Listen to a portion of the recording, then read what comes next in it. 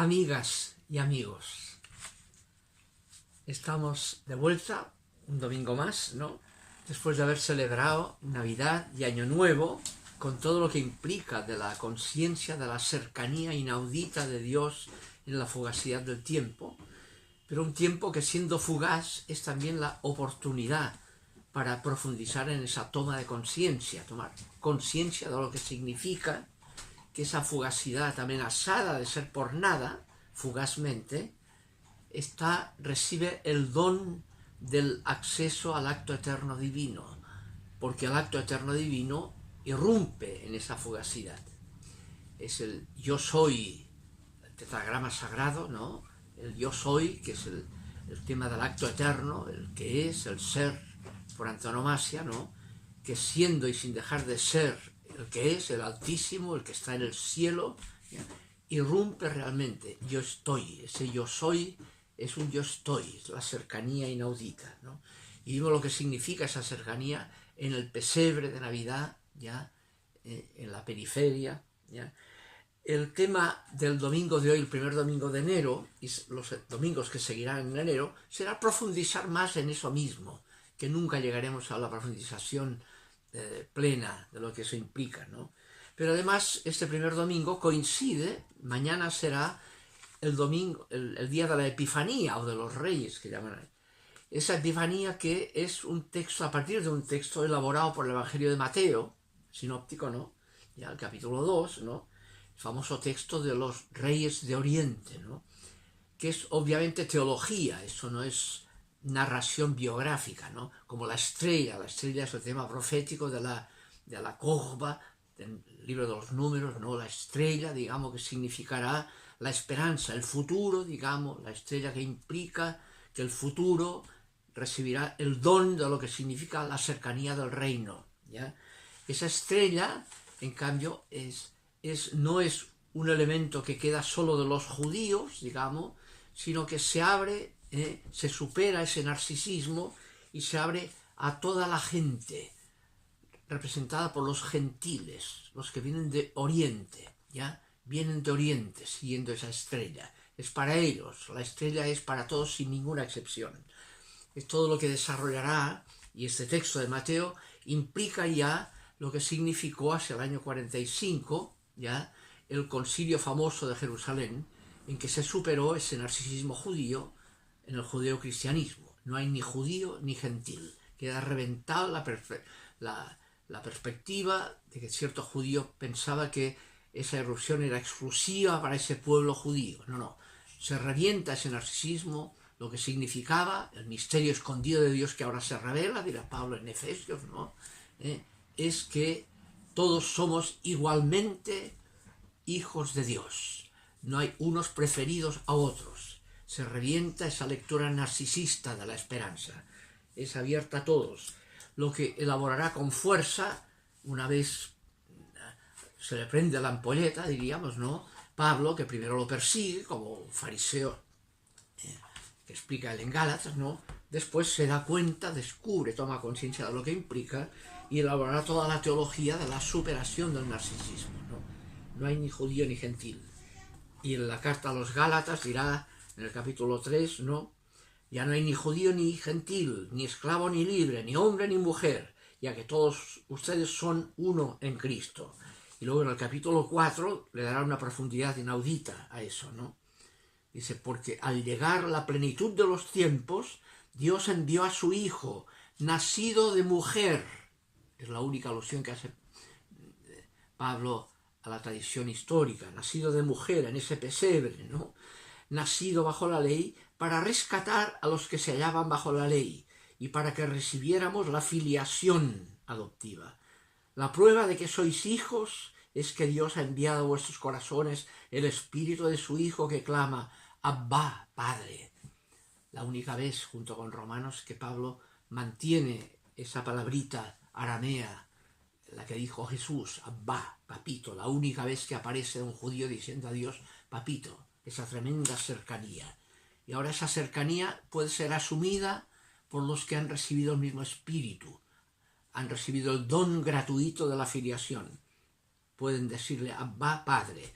de manera que ya no eres esclavo, sino hijo, y si hijo, también heredero por voluntad de Dios. Capítulo 4 de Gálatas, ¿no? Bien, esa es la tremenda celebración de la Epifanía. Pero toda esta temática de los sinópticos, la teología de la infancia, notable que es teología, no biografía, ¿no? Es mucho más que biografía, ¿no? Esa teología de la cercanía inaudita de Dios a toda la gente, no solo a los judíos y gentiles exactamente por igual, ¿ya? Ese tema es el que a nivel del Evangelio de Juan, que se elaborará entre el año 90 y el 120, es el texto del Evangelio de Juan, por tanto ya teniendo disponible la elaboración de los sinópticos que han sido elaborados entre el año 70 y el 90, ya. Sin embargo, a nivel del Evangelio de Juan, el autor deja esa tradición de la teología de infancia, que está en Mateo y en Lucas, sobre todo, ¿no? Y en lugar de ello elabora ese primer capítulo del Evangelio de Juan, el famoso prólogo, sobre todo los primeros 18 versículos del primer capítulo, ya, el prólogo del Evangelio de Juan, que es un prólogo profundamente metafísico, o sea, se concentra en lo que Dios es, en el sueño inaudito de intentar expresar lo inexpresable, ¿no? Y ahí empieza el famoso texto que tenemos del Evangelio de Juan, ¿no? Al principio era el verbo, traducen, al principio era el verbo. Ese al principio no es un principio temporal, no es antes del Big Bang, no. Ese principio significa el principio. Podríamos traducirlo mejor en presente, un presente total, que no hay mutabilidad, no hay paso de pasado a futuro, ¿no?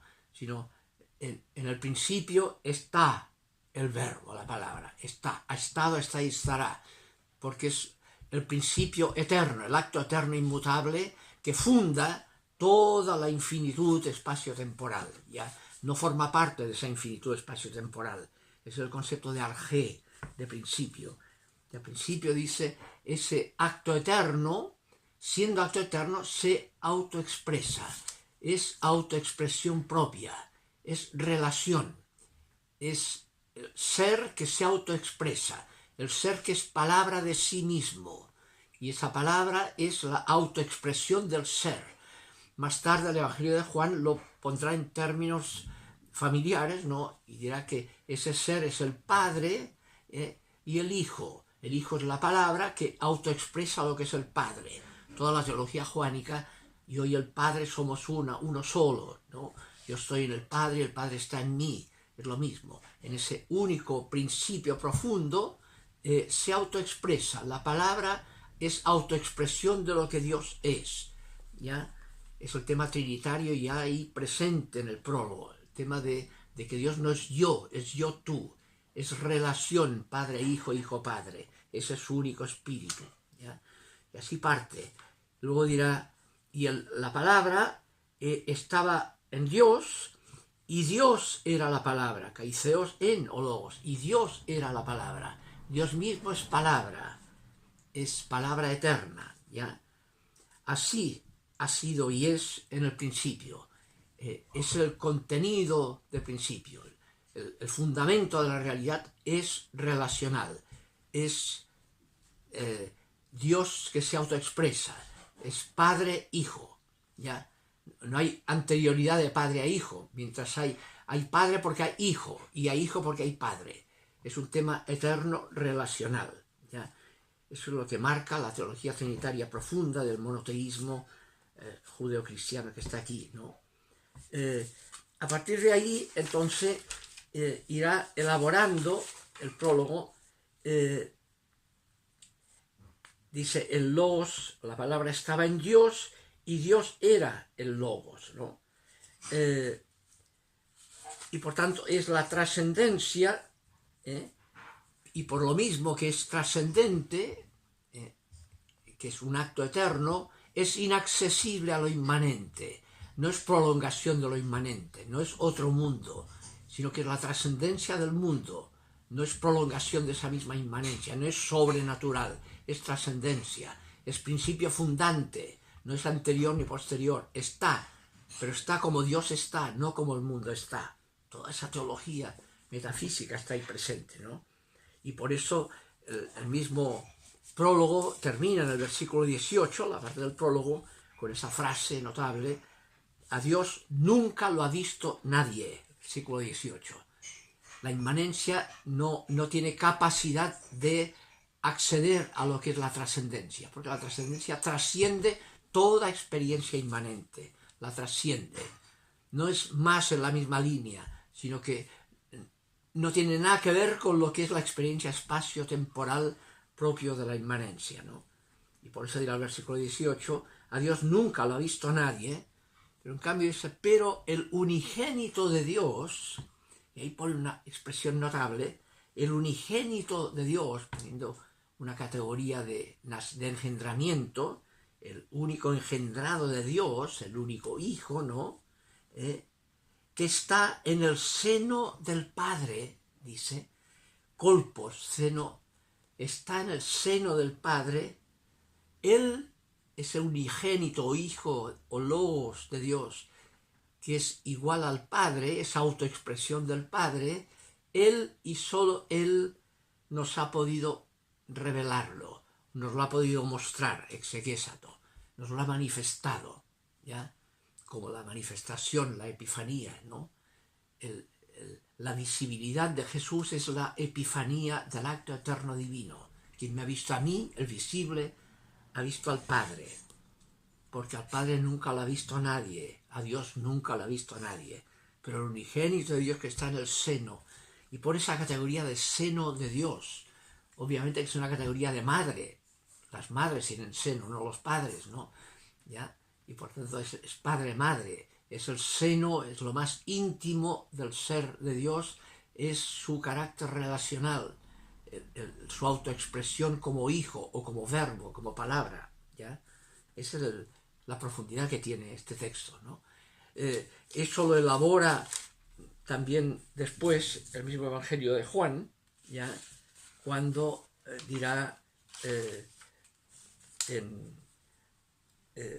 la primera carta de Juan, la teología juánica, el capítulo 4, dirá lo mismo. A Dios nunca lo ha visto nadie. Y ahí pondrá, por tanto, los que nadie puede decir que conoce a Dios, porque es trascendente, trasciende toda experiencia espaciotemporal, nadie puede decir que conoce a Dios. El único camino que tenemos es asumir, digamos, y decidir por aquel a quien vemos. Si alguien dice que ama a Dios a quien no ve y no ama a su hermano a quien ve, es un mentiroso, porque a Dios nunca lo ha visto nadie. La primera carta de Juan, ¿no? En la misma teología del prólogo, ¿ya?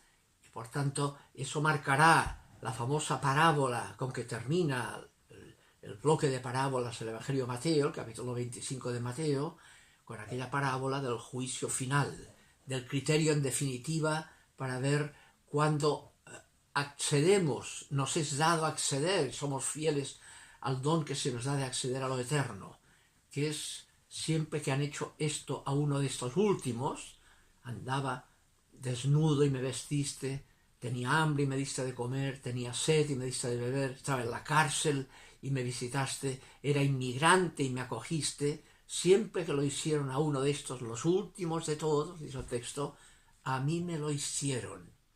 Siempre que lo hicieron con uno de estos, dice, a mí me lo hicieron. Esa identidad, quien me ha visto a mí el visible, ahí y solo ahí, por tanto, esa visibilidad que tenemos ahora está en los hermanos de Jesús, judíos y gentiles por igual, sobre todo los más marginados, los que tendemos a dejar fuera con criterios mundanos. Cuando alguien decide por el último, por aquel por quien no le conviene decidir, porque no es rentable egocéntricamente, conoce a Dios. ¿Ya? El criterio de la visibilidad misericordiosa es el criterio de acceso al acto eterno. Es lo único que habrá tenido trascendencia, porque es el criterio de la trascendencia en el corazón de la inmanencia. Y por tanto la oportunidad de nuestra fugacidad temporal está en estar atentos a descubrir la trascendencia presente en ese corazón de la inmanencia, en el mísero, ya en aquel por quien no conviene egocéntricamente decidir. Es una teología inaudita la que hay aquí, es el mundo al revés, ¿no? Ahora, junto con eso, el segundo aspecto que hay en el prólogo es el tema que viene a continuación, el versículo 3. Dice: todas las cosas han sido hechas por medio de Él, de esta palabra.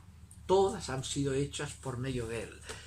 En ese han sido hechas, entonces se ve que la palabra, siendo palabra, que se dice, es acción. ¿Ya?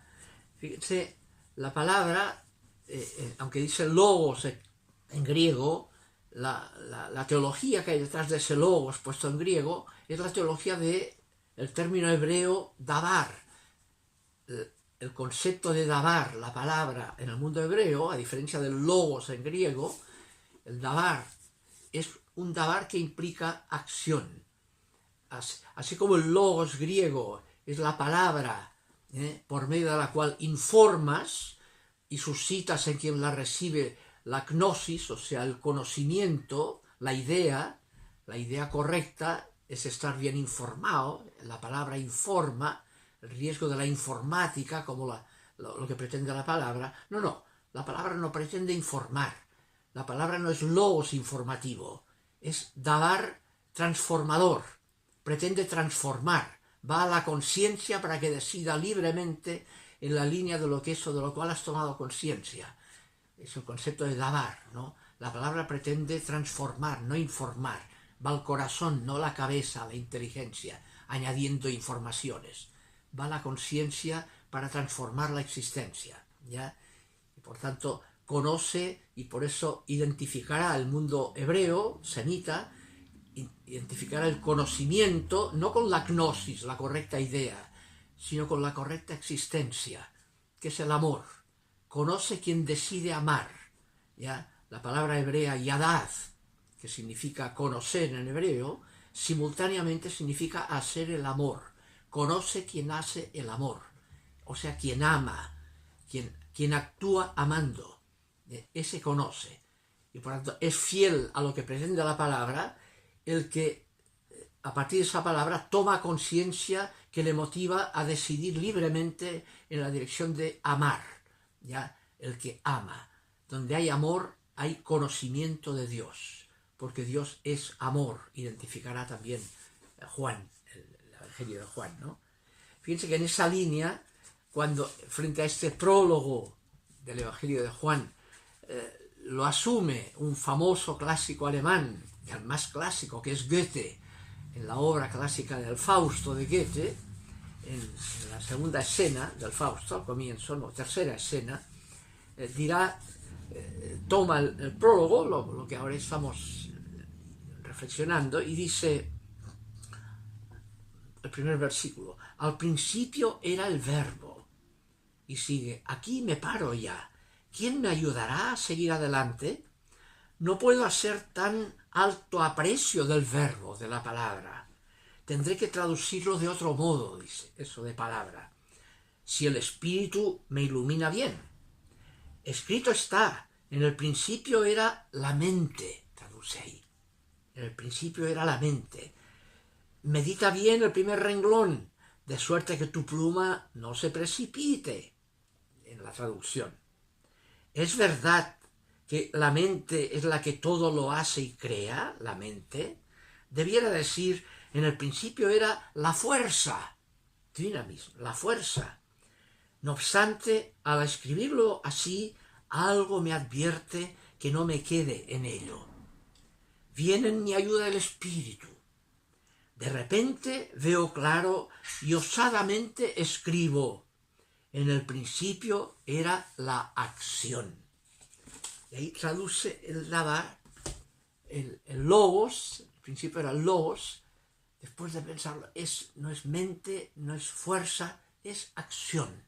En el principio era la acción. Y no sé si es consciente de eso Goethe, ¿no? Pero tomó en cuenta profundamente el significado de palabra hebrea, del dabar. El dabar implica acción, implica acoger la palabra que me mueve a actuar en la línea de lo que esa palabra quiere transformar.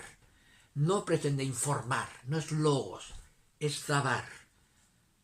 No es logos informativo, es palabra transformadora, o sea, dabar, que quiere suscitar correcta existencia, no mera correcta idea.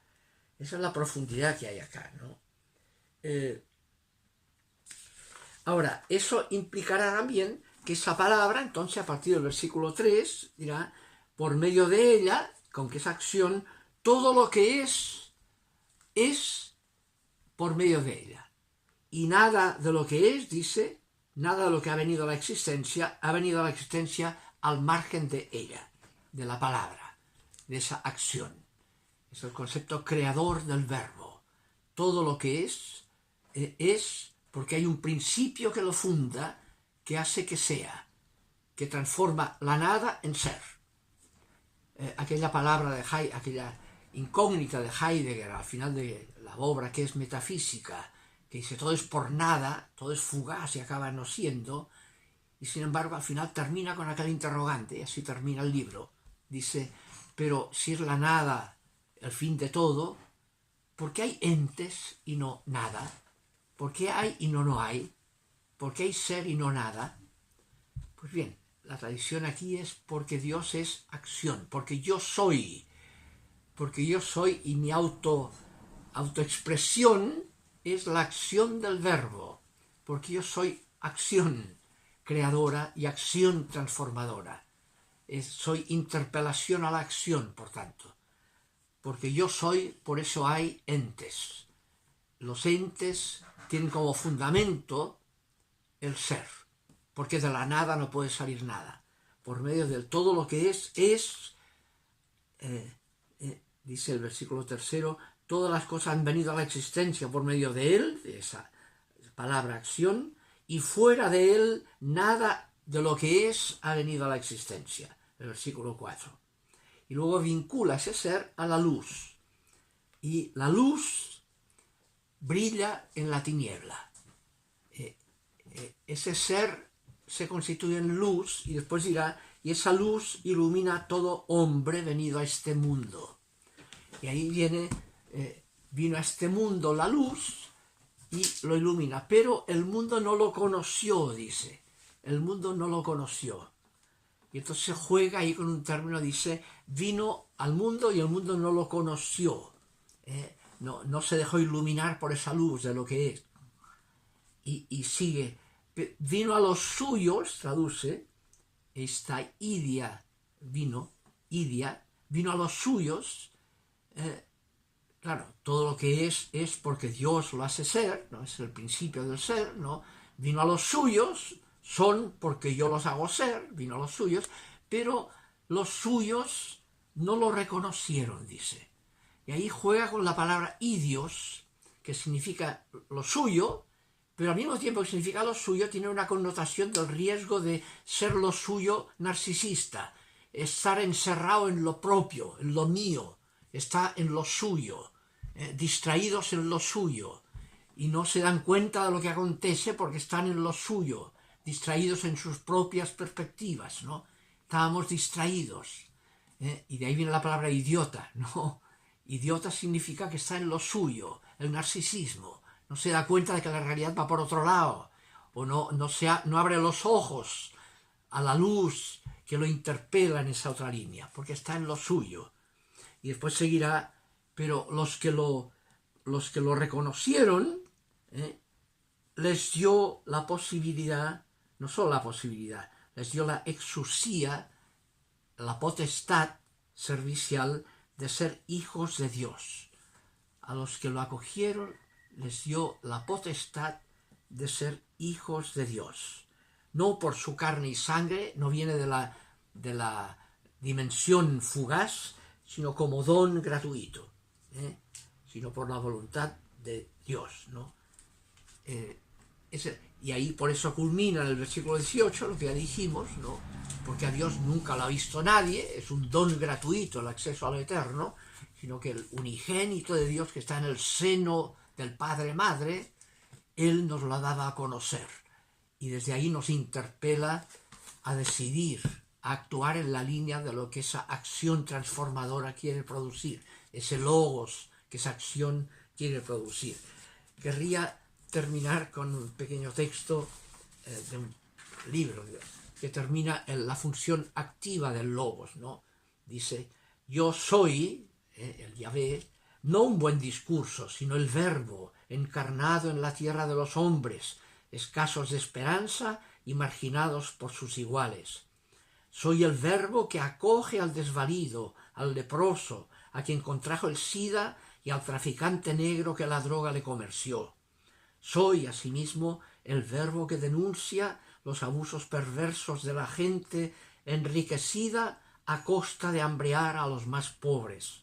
Y más aún, yo soy el verbo de acción que llama a suprimir las opresiones, transformando a la tierra en una casa solo de hermanos, en paz, lo que por culpa de nuestro orgullo no tenemos, ¿no? La falta de paz. Solo donde está la apertura, ese acto eterno, gloria a Dios en las alturas, esos angelitos, y paz a los hombres de buena voluntad. Donde hay buena voluntad, hay paz. Si no hay buena voluntad, sino que hay orgullo con mala voluntad, inmisericordia, nunca habrá paz. Bien, dejémoslo aquí hoy día, seguiremos profundizando en los próximos domingos en lo que significa esto.